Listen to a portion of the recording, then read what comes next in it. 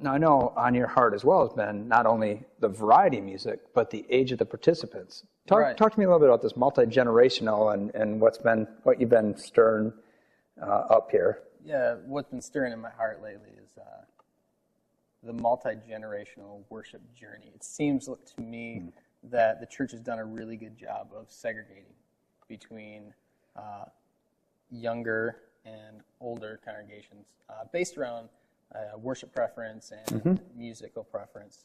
And a lot of churches, a lot of denominationally based churches, I think, have done that really well internally. You know, we've separated into traditional and classic worship and your contemporary or more modern worship styles. And if you're feeling brave, you try that blended thing, right? Right. Which isn't, it's not too far off where maybe we should be. Right. What I think happens, though, when we do that is we rob ourselves of some really crucial elements of community and humanity. The younger generation, I think, gets robbed of the wisdom that the older generation brings to the table. I mean, they've just done life. They know things because they're more wise than we are. You know. No. They've just the wisdom comes from they've experienced a lot more. You know, it's true. You do. You just go through life. You learn a lot, and you remember the failures. I think sometimes more than the successes. Yeah, and how you overcame those failures to move on. Mm-hmm. So the younger generation gets robbed of that, but then the older generation, I think, is robbed of some of the youth and vitality, the cultural relevance that the younger generation brings to the table. Sure. So when you put those, when you try to put those two together, then you have a better picture of what community looks like, of what authentic relationships look like, and what authentic worship can look like. And our American church just is not firing that way right now. They're just not doing that. And in some ways, it seems like we have a service, literally for everybody. If you don't like, this style of worship, you can go to this venue which has country western or whatever, whatever style of music that would be. And the style, I think, does definitely break us into age categories. Like I know, if they had a if they had a Bill Gaither style, I guarantee you my dad would be, sitting in there. Yep.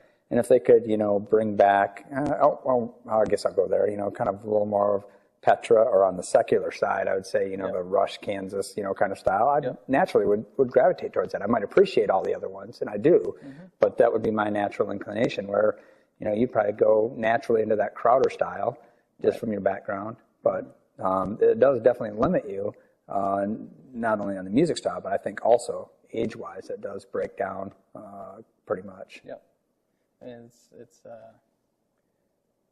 it's got to be possible. That's the question I've been asking to people lately. Is I've had conversations with different generations, from older to younger, and the question I've asked them is multi-generational worship possible again in America?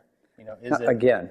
Jump on that a little bit for me. Again, when I say, is it possible? Is it when I say, can it thrive? Can it build? Can it grow? Can it be something that's essential to our Christian faith?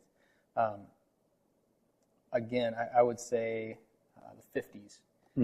You're more locally based with where you went to church. Right now, if I don't like it at Faith, I can go here to community, or I can go to Engedi down the street. Sure. Or, there are multiple churches around this area, especially down there. Exactly. Yes. There's more than a few. There's quite a few, and we've become, at the core of it, we've become really narcissistic. Yeah, we are consumers, aren't we? And everything we do. It's about me. It's about what my needs are. And I believe in the 50s it wasn't necessarily like that, because you're more community based. There was only a few churches in the area that you could be part of, and so I think it started there. And then I don't know if you've ever watched the History of Stuff. It's a 20-minute video on YouTube. I haven't. YouTube it if you haven't seen it. Okay, I will do that. I will. It's fascinating. Kind of talking about our American consumerism, starting with resources and going to industrialization, where they're made and then going to the consumer and then eventually going to the landfill, and kind of the story of it. And the gal who does the presentation talks about the 50s, CEOs, business leaders made this decision after World War II. They wanted to get our economy moving. Right. And so they started asking the question of, how long can a product last before the consumer loses trust in the company? So can the product last for 6 months and that consumer still trusts the company enough to buy again from that company? They started creating things with that mentality. They started creating things that went into the dump. You know, essentially, that was Sure. their end result, so that you would buy more, and they started this cyclical system of economics, and that's really, we're a product of that right now. And I think that mentality has brought itself in to the church culture of, you know, if I get sick of the teachings at this church or the worship style of this church, I can just go here. You know, I still trust the name of Jesus, but you know, I'm going to go, you know, for a new product. Right. Essentially. Yeah, that's interesting. I wonder if we went and looked at, you know, some of the statistics that are out there, if the average length, somebody's either an attender or a member. Well, I guess attender is a new phrase. You know, we don't have members. Back in the 50s, you pretty much became a member of the local church. You know, now we have, you know, regular attenders and so forth. But I would guess that back in the 50s, that length of time was much longer than it would be now. Where I'm guessing, you know, they say people change, you know, banks and, you know, their major utilities, if they can, those type of things, about every 7 years. There's this cycle. And I wouldn't doubt it if church kind of goes through that as well.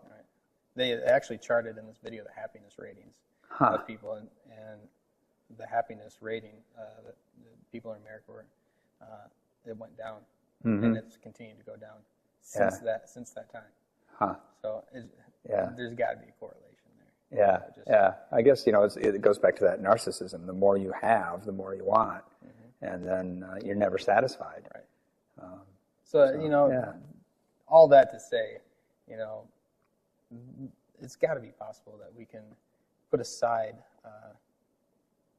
what we want and start talking about more of what we can do. I've been journaling kind of in this thought process of what it means to be a multi-generational church.